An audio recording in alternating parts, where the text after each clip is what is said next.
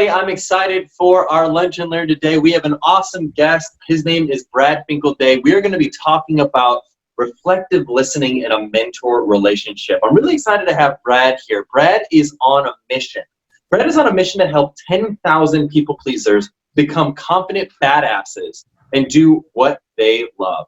Brad is a confidence coach and has helped thousands of people live their best lives. Brad, thank you for being here. Hey, thanks, man. I really appreciate you having me. Yeah, let's get this thing kicked off and help people like really understand each other, because that's where I believe real, true confidence comes from, is like when people understand one another. Totally. I'm very excited about that because I think reflective listening has, one, I think confidence is key, definitely, to feel confident in the relationship. But more importantly, reflective listening, I think, is really key as well. That's something that you and I have discussed in the past. I guess maybe to start with, what is reflective listening?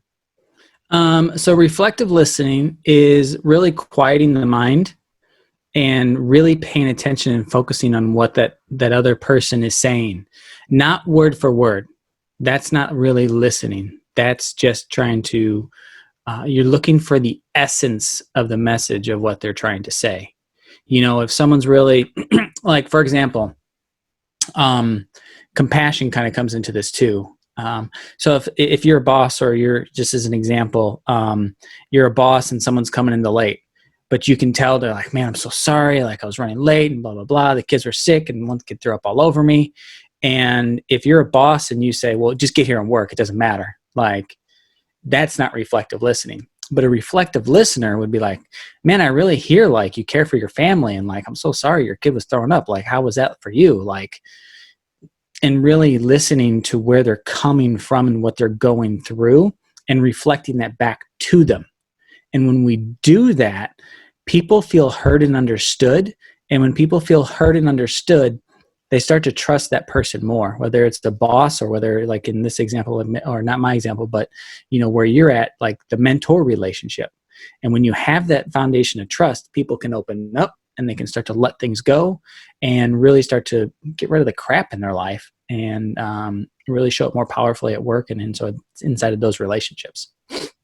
That's a really good point. It makes me think of a couple big things here. I know one, maybe when I get into an argument with my significant other and she asks me, well, hey, did you just hear what I just said? And I regurgitate everything that she just said. That's not reflective listening. That's just me regurgitating what she said because I was more focused on what I'm about to say next, which, by the way, I'm very much guilty of. I'm sure many of us are. So how can we go about trying to avoid this whole how do we go about avoiding preparing what we're about to say while someone else is talking? So how you go about just really being there for them is the biggest thing that I've learned is to go into service, to go into a service of another person and really listen for more about what they have going on. You're going to see a common theme with me. It's all about when I get out of my head. And when I'm especially if I'm nervous, I learned this when I was taking a speaking, like a retreat, like learn how to speak on stage and stuff. The instructor was like, when you're nervous, go into service. And I've carried that with me throughout my career. And it applies to so much. It applies to speaking, it applies to relationship building. Like if I'm nervous to say something or I'm too caught up to inside of something, I can be thinking about maybe what they're thinking. You know, and that starts to open the door. When you're nervous, think about service. That's a really good quote. I like it. That's fascinating. So I guess what I'd love to clarify really quick, because I'm sure some people who are listening to this right now or watching this right now might be thinking to themselves, what's the difference between reflective listening and just normal listening? So normal listening, you said it earlier too, is I'm thinking about myself. I'm thinking about, and it's so easy because our minds are just so 99.99% self-centered. It's all about survival, right? So really being present and aware of that first is very helpful in the learning process to start to be a reflective listener. That when you know that most people out there are just thinking about their daily lives and how I'm going to pay the bills and how I'm going to survive and blah, blah, blah. that comes first. And then you can realize like, oh, I'm thinking about myself. They're thinking about themselves first. That's the first level is like, oh, we all think about ourselves first and foremost. And it becomes a practice to start to think about others, right? Not that you don't take care of yourself first, but it becomes just like working out or yoga or meditation. This becomes a practice of, oh my God, they're mad at me, or we're in some sort of argument. Let's slow down and pause, right? And maybe what's going on in their world, but it's one of the more difficult things I've had to learn and master. And I've had to start to quiet my mind down, so I can then ask myself that next question: what are they going to think of me? Or what's happening there? And then so that's the very first step. And then inside of reflective listening, it's all, sometimes you have to take baby steps, right? You need to be able to have the courage sometimes to like, slow down. Like, I hear your story. I hear you're just maybe, you're running late. I'm not here to fire you, or, I'm not here to judge you, but let me just share what I heard so far. Because sometimes when we're in that state, we can just regurgitate a lot of stuff. And then the other person on the other end's like, that's a lot. And you don't even know where to start, right? So if you can take it in small tidbits, so you can be like, okay, I got that you're late, and I got that you care about your job, right? Awesome. Let's figure out a plan to help you out inside of that, as for an example. So reflective listening is all about hearing where they might be coming from. And I want to share a story. You okay with that, Garrett? Absolutely, yeah. Okay. So I think this story blew my whole world open. I was living in Portland, Oregon, and I was living there. I just moved there, and I was living with this woman. It was a roommate situation, and she claimed herself to be an introvert, and I'm an extrovert.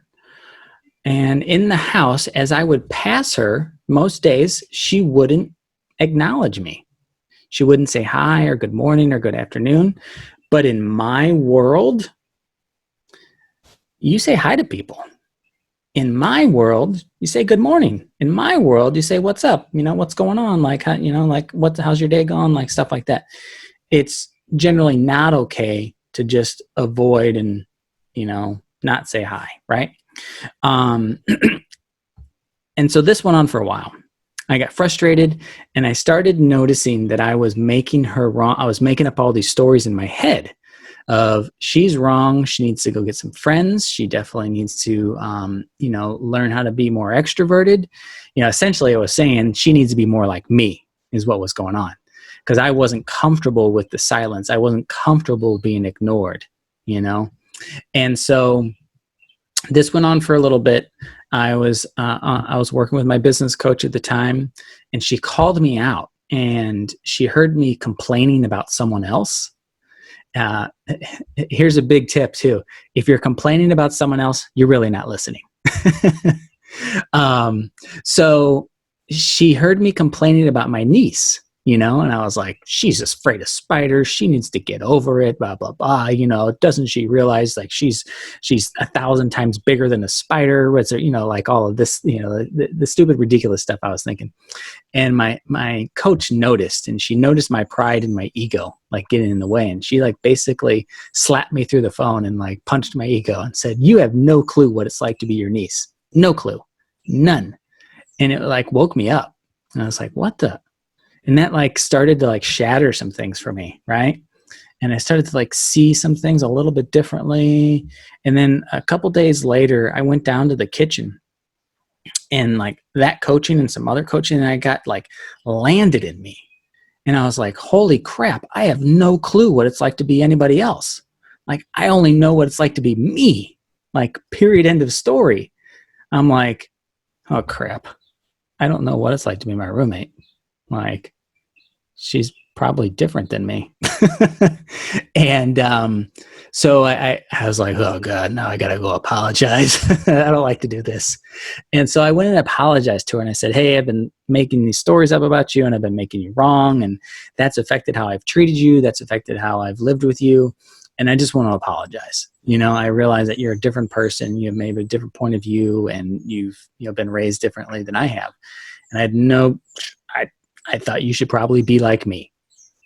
And when she shared back, she's like, thank you for that. I really appreciate that.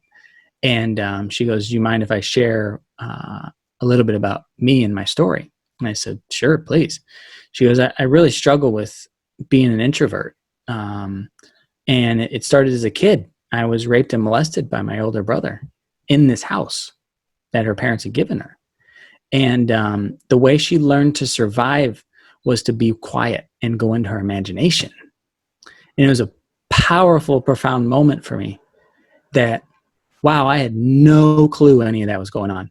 Because if you were to meet this woman out in public, you'd be a strong, confident woman. You wouldn't think any issues at all. You'd be like powerhouse. But it's the moment she goes back into an environment, that home, she goes back into what she was as a little kid, quiet, introverted. And it blew the door off of how I saw the world and how I saw people. And it really opened up like, oh man, like I have really no clue what anybody else is really dealing with. And that is the one thing that has been the biggest key for me to being reflective and listening. It's like, maybe I don't know what's really going on. Maybe I don't really know. And then to be curious on the other side, it's like, maybe they're dealing with something else that is affecting and impacting them. And especially at work, like there's that kind of mantra or that belief, like leave your home life at the door. It's a bunch of BS, we can't. We can try, and that's okay. And sometimes, it's necessary to kind of separate things. But the person who's struggling to, a single parent or even, parents raising their kids, they're not experts. They're just learning as they go about doing it, right? And to not to worry about what's going on at home and just leave everything, at the door is hard. And when you can reflect back to someone like, hey, I get you're trying to be a really great mom. I get that you're trying to be a really great dad too, or a brother or a parent or a son or a daughter. Man, you create a whole new level of relationship and they get you. And now they can open up to you. And it's really cool, So, wow. That helpful? Yeah, that was an incredible story. Thank you for sharing that. That was very insightful, very helpful. That was amazing. Thanks for being vulnerable. Thanks for sharing all the components of that story. That was really helpful. And I personally, I totally agree. I know one. It was funny. You shared that TED Talk the other day on LinkedIn, and that I watched it and I was inspired by it. I thought it was an incredible TED Talk. It was about this idea of being vulnerable in business situations. To the point that I started applying that. I started applying what I learned. One of the big, I guess, tips that this guy in this TED Talk that Brad had shared mentioned was this idea of when you're interviewing people, ask them for what their greatest weakness is. And typically when you ask that question, they give a really wishy-washy answer. And I did that. And by the way, once they give you the wishy-washy answer, you ask them to try it again. But before they try it again, you tell them a vulnerable story about yourself and what your greatest weakness is. And so I started applying that in interviews, and it was incredible. The changes were insane. I'll give you an example. I interviewed one woman for a role that we are hiring for, and I had asked her what her greatest weakness was, and she said, I am too much of a people pleaser. I will try to do whatever it takes to please people, and essentially I'll do whatever that takes. And at first when you hear that, you're like, yeah, that's kind of a wishy-washy weakness answer. But then I shared with her my story, my background, and just was more vulnerable with her and just shared with her what my greatest weakness was. And after I did that, she turned around and said, well, hey, my weakness is still the same, but here's the context. My mom is an alcoholic. And throughout my whole life, I've been trying to appease her. And essentially, I never was able to supplant alcohol. Alcohol was always a higher priority to her than me. throughout our entire life, throughout our entire relationship. And so I've always been striving to please other people because I wanted to be essentially considered higher on the pecking order in their lives than where my mom put me compared to alcohol. And I was like, that is an incredible story. And I just kept finding when I was doing this in interviews, and just even I started doing this with my own team, I would get people who would text me or email me and say, thank you so much for letting me be open and providing psychological safety, because I've never had a conversation like that in a work setting. And it was insane how much more comfortable people felt with that. So I think what you're kind of talking about with reflective listening is that this is an opportunity to build a circle of safety, circle of trust, psychological just openness in a company culture. And starting with your mentor relationship can be a great place to get going with that. Is that kind of what you're saying? Yeah, no, I think it's awesome. I want to throw out this little tip right quick too. So I've been a part of a men's community for a while, and we'll have these meetings every once in a while. And there's a group. So do with this what you want, whoever's listening. But here's what we do. We have this group of like 10 or 15 guys, and we're sharing about our lives, right? So you could apply this to work if you're doing something. And as we share what's going on, the status update, or about our lives or whatever, that person then finishes, hey, I'm done with my status update. They share vulnerably, whatever, and then they pick someone at random. It's called popcorn sharing, and then the next person has to reflect back the reflective listening to everybody else of what they heard. And then they share their thing, and then they pick someone else, and it goes until the group finishes. And it really literally forces people to be active in the conversation and active in the listening. And you create a really solid container, and everybody walks away feeling understood, and that they get their point of view heard, whether it's wrong or right or whatever. And it's pretty cool. It's actually amazing. That's awesome. I think that's a really good idea. Something that I will probably add into our mentor meeting agendas, because I think that's a great idea. Cool. How can I catch myself if I'm not reflective listening? Like, I feel like it's easy, like having this conversation now, and I would imagine anybody who's watching this right now is probably thinking to themselves, like, this is awesome. This makes tons of sense. Let's get going on reflective listening right away. But I bet it would be easy to slip into the trap of getting out of that. How do you course correct? How do you course correct? It is a practice, right? And so don't beat yourself up if you don't start doing it right. There is no right? The first thing you can notice, and it's all about noticing, is what did they just say? That's the first indication. What were they? Crap. Oh man, I was thinking about the wife and kids again. I was thinking about what I got to pick up at dinner, or the bills, or the debt collector that call, or whatever. And once you start to notice that, oh, I didn't hear what they said, that's your indication. And it's a vicious circle, and the more you can kind of step back and pause and breathe and be present, one of the things you can do is to start repeating in your own mind, like, okay, Garrett just said this and this and this and this. Cool. Okay, got it. And there's no perfection in this. I'm not perfect inside of this. I'm having to do it right now inside of the interview. There's a little version of me like, I want to get it right. I want to get this right, but the more I remind myself just to be present and to trust myself too, of like, okay, I'll hear the essence of what he's really going after, and then I'll answer it to the best of my knowledge. So yeah, that really, the first step is awareness. And then if you have that thought of what did they just say, that's your key indicator. Okay, I need to kind of lean in here. Now, your body is a big thing. If you've got these chairs that lean back like this, and a lot of business rooms do, when you lean back like that, your mind wants to relax. So if you can lean in and just kind of even turn your ear or both ears into the conversation, it will make a difference. Because I know I have to do this every day. Like, I've got this chair and it's super comfortable, but as soon as I go back, I'm looking up, I'm thinking about other things. I'm like, damn, this chair is really comfortable. And then next thing you know, it's like, oh crap, I'm on a Facebook feed or something. I'm distracted. And so yeah, your body and your posture can really make a big difference inside of that. And really like active listening, into it. That's a really good point. We actually recently did a lunch and learn on unconscious bias, and what was fascinating was we were talking a little bit about that, behavioral psychology. And what was fascinating was if I had made a statement that was defensive, I was noticing that I was leaning forward in the chair. And if I was more open to like something new, I was not necessarily leaning way back, but like I was more at a stable position. And I don't know, those are just kind of like cool interplays of body language and sitting posture and all those sorts of things, and how that can impact how you are going to emotionally react to what is being said or what. Yeah. Now here's something that's interesting. Now take this, humans want to be right. So much so they will lean in to prove it. They will take the streets to demonstrate. They will kill people to be right, literally.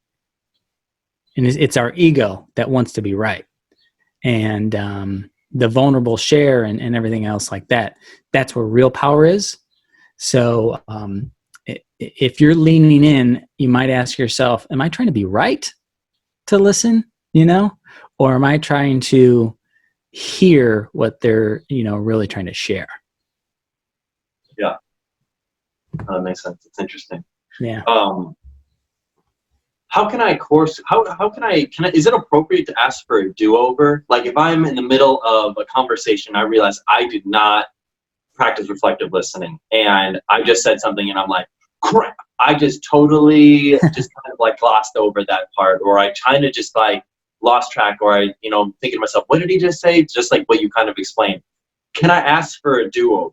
Can I ask for, and if so, how can I go about doing that? Yeah. You want to repeat that? Yeah. Nah, just kidding. I'm just kidding. I heard you. But it's like, I've had that. I've done this a lot in the recent years where at first it was really hard for me to share that, to ask for that, of like, oh man, I'm not sure what they shared there. I'm not sure what their point is. And I kind of want to ask them to reshare it. Right. And I wouldn't. I would just kind of like gloss over and like, I don't know, hope I'll figure that out later, and so I live right next to a church, and it's the bells are going off. I'm not sure if you can hear it or not. But so I eventually just started asking like, hey, can you repeat that? And what I found is most people are like, oh yeah, totally. Yeah. Like no big deal. Like, okay, cool. Like, hey, and here's the thing that I've been able to do, which is that throat gulping moment. Like, can you repeat that? I get distracted. I had my phone out and I saw my news feed and I went down that rabbit hole for half a minute, And I've had to swallow that one, especially. I was just on the phone with a friend the other day, and he was sharing something that it was a breakthrough in his life. And I was like, God damn it, stupid LinkedIn, stupid Facebook. Like you see something that's shiny object. And I was like, Robert, can you share that again? Like, I hear kind of what you're saying, but I really want to be present in this conversation, and I apologize. He's like, oh, no big deal, dude. So he shared, and it was really cool. And it was, it brought us closer together. One, for me to be able to say that and created more trust. And then he just shared what he was up to again, and he shared his win for the week, and it was really cool. That's awesome. No, that's a good advice. I like that. On the flip side, well, let's say hypothetically, because all the people that are here in our mentor program, they're working for their company and they're in this mentoring relationship right now. And perhaps they've got a manager that maybe hasn't watched this video, maybe doesn't know much about reflective listening, and maybe they struggle with it and we want them to be better at reflective listening. How could we go about like asking them to be open to the idea of reflective listening without tarnishing their ego or making a rift between our relationship? So if the person that has the skill of the reflecting listening and has the boss or the other mentor that does not, do it. Practice it in front of them. And it's amazing what will happen. I've been on calls with CEOs and executives and, talking to them. I remember this one coaching call. It was an initial conversation, but it kind of turned into a little bit of coaching. And I just reflected back to him what I heard. And he was like, dude, you get me. You really get me. He goes, I don't know if we're going to work together, but I want to stay connected, and it's nothing more than really reflecting, and it builds trust. And it's amazing what it does when people feel heard and understood in their life. So yeah, just demonstrate that back to them. And then if they don't know what that is, what you can say at that point is like, I just shared back to you what you shared with me, and how do you feel about what, just happened? And more likely than not, they're going to be like, I feel understood. And then that can open up the conversation and be like, hey, I don't know if you know this skill or not, not putting it on them, but saying like, and being vulnerable. Like, I started using this a few months ago, and man, it's transformed my relationship. And if I'm being vulnerable with you, I think it would really help you and the team. I think it would help open up new levels, of trust between some of the teammates. I think I'd be happy to help you, give it a try, or at least share the skill, or send you a link, or, whatever, or share this interview with them, whatever that might be, and be able to be the example inside of it. Right. But the key thing is, this is the one thing that's very important is not making the person wrong for being who they are. Right. Because they don't have that skill, and babies weren't born to reflective listening, and we don't have that skill. We have to learn it. So if someone doesn't have it, it's so easy for us, and myself included, to think like, oh, everybody should have this. Like, this is the best thing ever. Well, we don't, right? We have to learn it. And then when someone doesn't have it, it's very important to remember, like, oh, maybe they don't have that skill. How can I best show it to them, or demonstrate it without making them wrong? You know what I mean? Yeah, no, that's a really good point. Wow, that's fascinating, and I like it. It sounds kind of like you're using a little bit of Dale Carnegie's kind of, hey, I'm not an expert in this, or I'm not a manager in this, but have you considered XYZ outcome? Yeah. I just finished up the final chapter, and just finished up Creativity Inc. by Ed Catmull, the guy that started Pixar. And in the final chapter, he talks about Steve Jobs, and obviously, Steve Jobs' reputation is that he's intense, and he's super smart, but he's very intense. He's got a very strong personality. But one of the things that he had mentioned was that whenever Steve Jobs, whenever Pixar was doing a showing of one of their movies to their board, which Steve Jobs was on their board because he owned Pixar. One thing that he would say before he ever gave any advice about a movie, any tip about a movie, is Steve Jobs would always say, I'm not a film producer, I'm not a filmmaker. So honestly, throw this advice in the trash if you want to. It's totally okay. I wouldn't be offended. But have you thought about XYZ thing? Yeah. And it was fascinating because Ed had said that every time Steve gave that advice in that manner, almost always it was taken, and always was a great perspective because it was an outside perspective. But because he disarmed by saying you could throw this away in the trash, and I'm not an expert on this, it almost made it easier to accept the advice. Yeah. It's like an offer, like giving a hand, but you're not like grabbing them by the shoulder and telling them what to do. Right. You're Totally. like, hey, this thing's worked for me, and I think it might be a great idea. I'm no expert, but you might give it a try. Here's how it's helped me. When you share the thing that has really helped you, and you share a little bit of real world what's happened, from some story in your life, that's when people start to see the benefit for themselves, because we like to hear stories, we like to see stories, and we connect with stories. I mean, it's why movies are out there. It's why podcasts are so huge. As soon as you have a great story, people listen in. It's pretty cool. So true. Well, awesome. Brad, this was Awesome. I really enjoyed having you on this Lunch and Learn today. How can our audience learn more about you? How can our audience connect with you, learn more about you? If they've got any questions, how can they follow up? How can our audience learn more about you? So you can definitely find me on LinkedIn, right? Under Brad Finkeldei.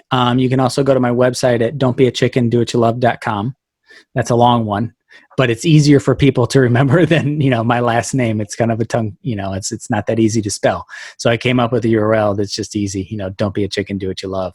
And if people are interested, come say hi, introduce yourself on LinkedIn. I'm happy to share, or at least, point you in the right direction, and just be of service to people. Awesome. Thanks, Brad. Thanks, man. Yep, buddy.